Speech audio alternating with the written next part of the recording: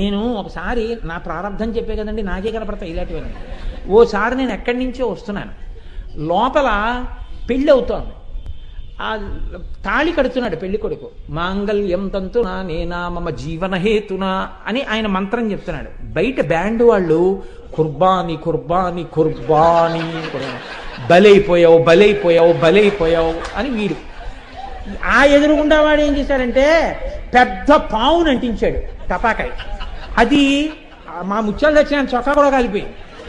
అది ఇలా పడగలు విప్పి బుస్ బుస్ అని ఢామ్ ఢామ్ అని వాడు తాళి కడుతున్నాడు.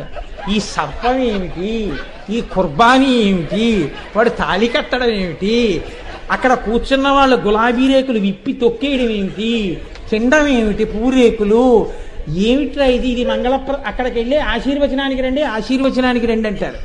అది చూసి ఏమి నా ప్రారంభం